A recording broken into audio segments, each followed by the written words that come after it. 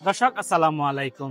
আমরা এখন উপস্থিত আছি রাউজান বিচিত্রা রওনার সাকিব ভাইয়ের বিয়েতে। আজকে আমরা এই বিয়েতে এসে এই যুগের সাথে তাল মিলিয়ে অনেকে বিয়েকে সাজায় বিভিন্ন অনুষ্ঠান দিয়ে, যেমন গান বাজনা, যেগুলো ইসলামে হারাম এক কথায় বলতে গেলে। সামাজিকতা রক্ষা করতে গিয়ে সাকিব ভাইও দেখা যাচ্ছে তার ব্যতিক্রম করেছে একটা জিনিস, ওইটা হচ্ছে এখানে কোনো গান আর বাজনা এবং নাচার কোনো সিস্টেম রাখে নাই, শুধু পারিবারিকভাবে ছবি তোলার জন্য একটি স্টেজ করেছে। আজকে আমরা জিজ্ঞেস করব সাকিব ভাইকে তার পরিকল্পনাটা কেন নিয়েছে, যুগের সাথে তাল মিলিয়ে অনেকে গান নাচ দিচ্ছে, ধরতে গেলে এগুলো ইসলামে হারাম। তো আজকে সাকিব ভাই এই আধুনিক যুগে এসে কেন গান দিল না, এটির ব্যাখ্যা জানতে চাইব। ভাই আসসালামু আলাইকুম। ভালো আছেন? আছি আলহামদুলিল্লাহ।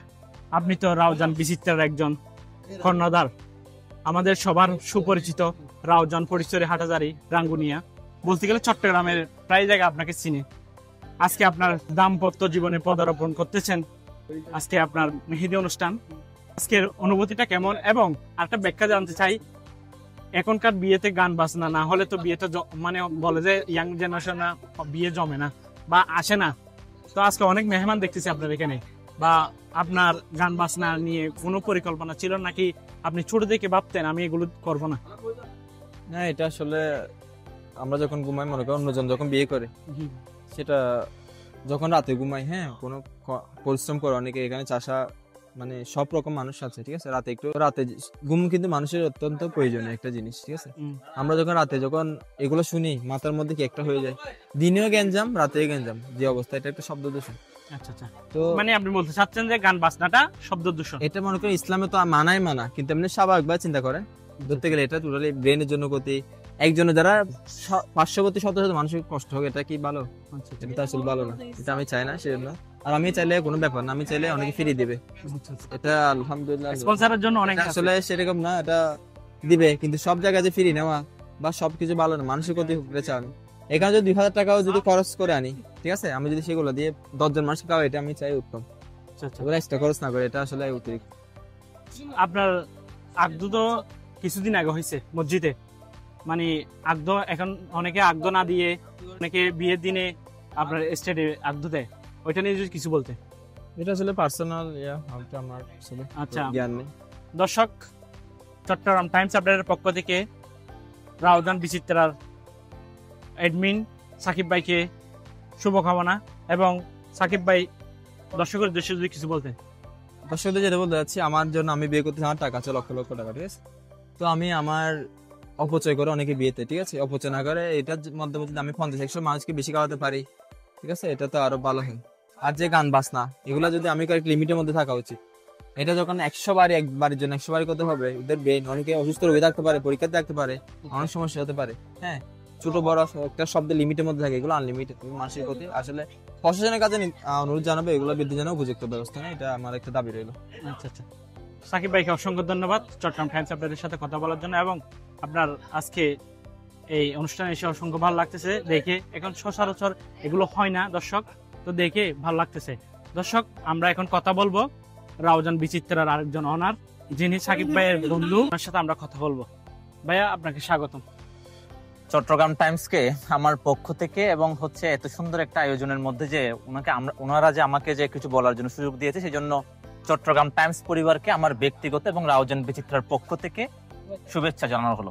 আচ্ছা ভাই, আজকে সাকিব ভাইয়ের এই আয়োজনটা ইউনিক আয়োজন। ধরতে গেলে তো আপনি আধুনিক যুগে দেখতেছেন গান বাজনা নিয়ে, মানে আমাদের ইসলাম দৃষ্টিতে হারাম, আপনি হয়তো জানেন।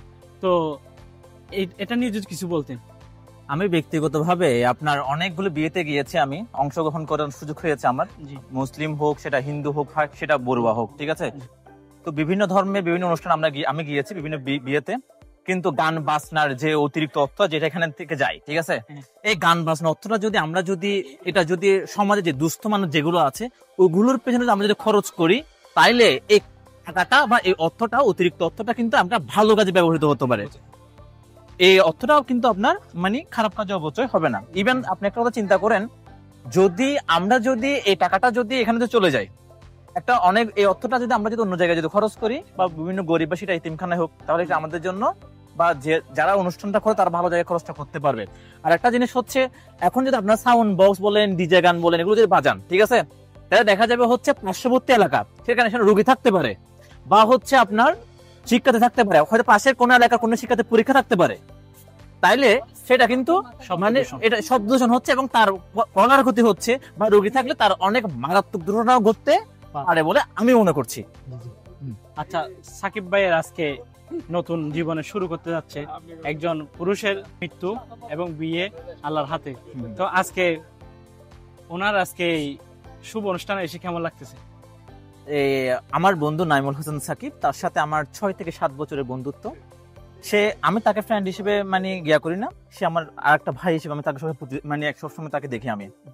আমাদের বন্ধুত্ব হচ্ছে, আমাদের ভাইয়ের মাহাত্ম্যটা অনেক বেশি আমার কাছে, অ্যাজ ওয়েল এস আপনার হচ্ছে ও আমার পরিবার সদস্যদের মতো একজন। আর এই শুভ বিবাহ উপলক্ষে আমার ব্যক্তিগত পক্ষ থেকে তার জন্য সবসময় নিরন্তর শুভকামনা রইল। ইভেন তার যেন তার নতুন যে আমাদের যিনি ভাবি, তাকে নিয়ে যেন তার বিবাহর পরবর্তী জীবনটা যেন সে যেন অনেক উন্নত এবং সমৃদ্ধময় করতে পারে, সেটার জন্য তার জন্য অনেক অনেক আশীর্বাদ রইল। আজকে আপনার এখানে এসে কেমন লাগতেছে? অনেক ভালো লাগছে।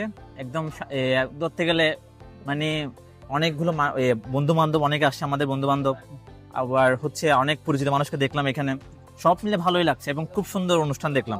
আচ্ছা, আমরা রাউজান বিচিত্রায় সাকিব ভাই আপনার অনেক ভিডিও দেখতাম, এখন কি সাকিব ভাই বিয়ের পরে কি ভিডিও থেকে সরে আসবে কি মনে হয়?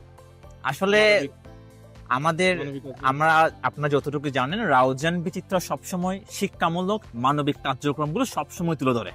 ইভেন ভবিষ্যতে সেটা থেকে কখনো আমরা পিছুপা হব না, আমরা সবসময় কাজটা করে যাব। অবশ্যই এখন যেহেতু তার একটা সহধর্মিণী আসবে, সহধর্মিণীকে সময় দিতে হবে। এগুলোর পরেও যে আমরা যে কার্যক্রম যেগুলো চালাতাম, সেটা তার মানবিক কার্যক্রম হোক, শিক্ষামূলক হোক, তার অন্যান্য ব্যবসার দিক দিয়ে হোক, তার অন্যান্য কাজ থাকতে পারে, সব কাজগুলো চালিয়ে সে কিন্তু আশা করি সে তার সব কাজগুলো সে সমান্তরাল চালিয়ে যাবে। আপনাকে অসংখ্য ধন্যবাদ আমাদের সাথে কথা বলার জন্য। আর আপনাকে একটা প্রশ্ন আছে, আমরা আপনার বিয়ে কখন খাচ্ছি? আমার বিয়ে আসলে সেটা কিন্তু হতে পারে, সামনে হতে পারে, কিন্তু এটা সারপ্রাইজ থাকুক। কারণ হচ্ছে এখন যদি আমি যদি বলে দিই, সেটা যদি না হয়, তাহলে সেটা কিন্তু একটা মিথ্যা একটা তথ্য যাবে।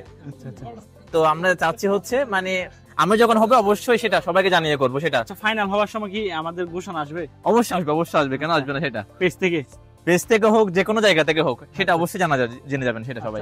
আপনার জন্য অসংখ্য শুভকামনা রইল। আমরা চাইবো দর্শক, আমাদের কানু বড়ুয়া ভাই তাড়াতাড়ি তার শুভ কাজটা সেরে ফেলে, যেটা চিটাঙ্গি ভাষায় বলে বর্ডার গড়ি গড়ি হলাইম বিয়ে হাবাই দিম বেগুনের মাছ পোলাও। দর্শক, আমরা সানু ভাইকে অসংখ্য ধন্যবাদ আমাদের সাথে কথা বলার জন্য। চট্টগ্রাম টাইমস সব সময় দেখা যাচ্ছে মানবিক কার্যক্রমগুলো এবং শিক্ষামূলক কার্যক্রমগুলো তুলে ধরছে। সেটা রাউজান তথা চট্টগ্রামের জন্য খুবই একটা ভালো ব্যাপার। তারা চট্টগ্রাম টাইমস আশা করে অনেক দূরে এগিয়ে যাবে। সবসময় রাউজান বিচিত্রার পক্ষ থেকে চট্টগ্রাম টাইমস এর জন্য সবসময় নিরন্তর শুভকামনা রইল। আপনাদের দুইজনের জন্য শুভকামনা এবং আপনার সামনে সাকিব ভাইয়ের সুন্দর জীবনের জন্য শুভকামনা রইল। ভাইয়াকে ধন্যবাদ আমাদেরকে সময় দেওয়ার জন্য। আসসালামু আলাইকুম। দর্শক, আমরা এখন সংক্ষিপ্ত কিছু কথা বললাম ভাইয়াদের সাথে, আপনাদের কেমন লাগলো এবং ভাইয়ার দাম্পত্য জীবনের জন্য সবাই দোয়া করবেন। আসসালামু আলাইকুম ওয়া রাহমাতুল্লাহ।